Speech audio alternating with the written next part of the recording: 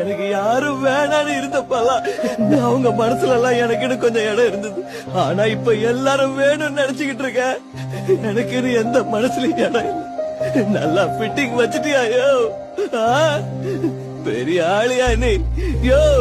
எனக்கு உள்ள இருக்கிற வலிய பாரியா, உனக்கு அர்த்தம் தெரியும். இப்போதைக்கு இந்த நொடிக்கு நான் கோவப்படுறதா இருந்தாலும் அன்பை காட்டுறதா இருந்தாலும் எனக்கு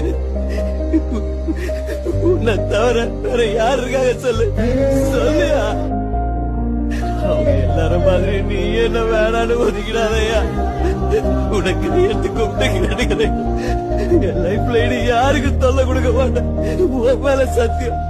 நாளைக்கே நான் எங்கேயாவது தூரமா போயிடுறேன்.